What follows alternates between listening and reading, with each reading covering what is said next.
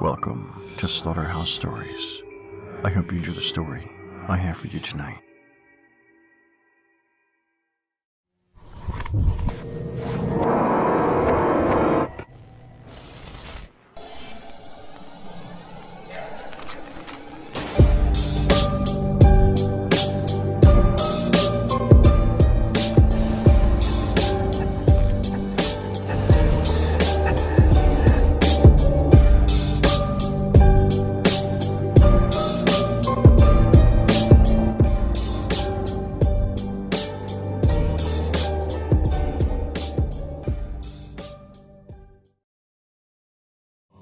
Sunken.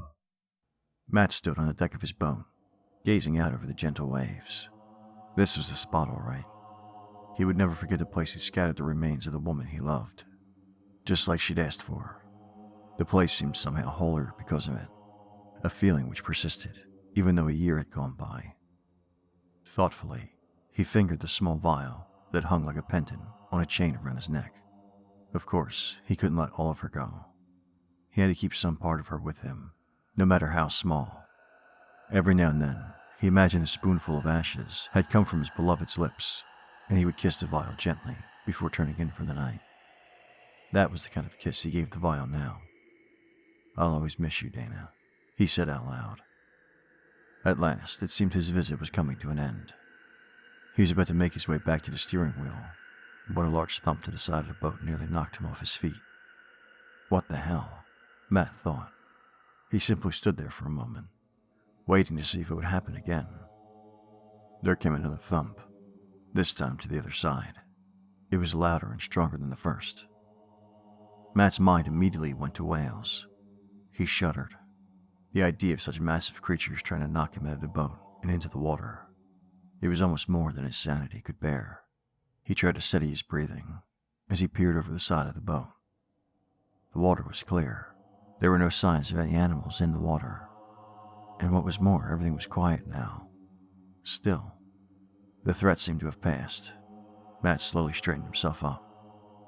No sooner was he on his feet than a third thump, the largest and loudest of all, sent the boat rocking.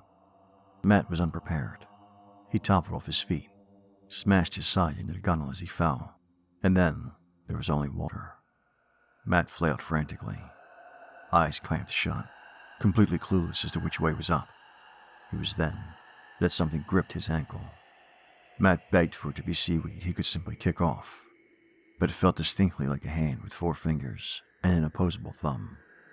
His heart sank further when whatever gripped him seemed to be pulling him downward. Matt opened his eyes.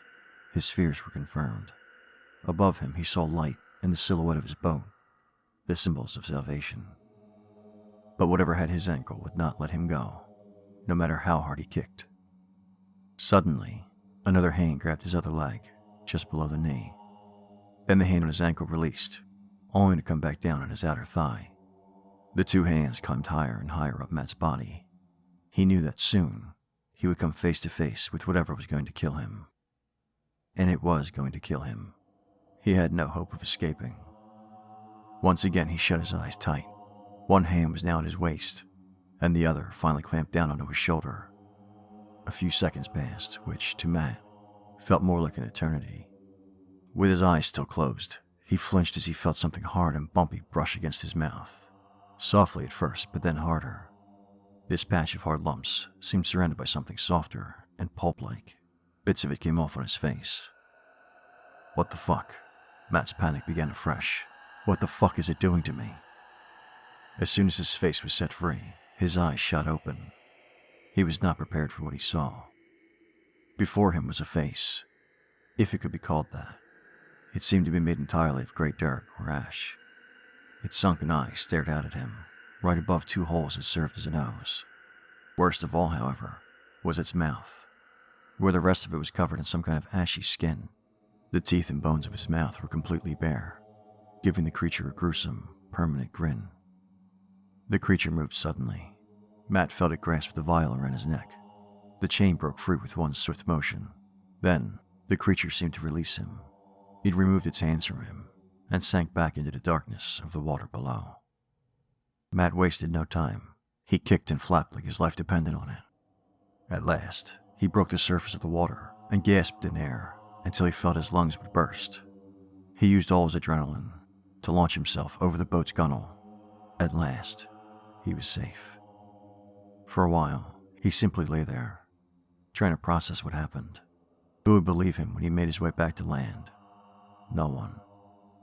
And yet, how was he going to keep this to himself? It was simply too extraordinary. Out of habit, he reached for the vial that hung around his neck, only to remember too late that it was no longer there. A stinging tear began to form in the corner of his eye. His moment of mourning was cut short when another loud thump landed on the underside of the boat. No, Matt begged silently. No, God, please. He crawled over to the gunwale and looked over. This sight made him shudder. Swimming alongside the boat was a humanoid figure. A head, 2 arms, 2 legs. It was the same creature that had grappled him. It had to be. The thought that there could be more than one was enough to send Matt straight over the edge. The creature then turned its head to Matt. A mix of horror and relief swam within him. Much of it was the same as before. Sunken eyes, slits for nostrils. But something was different.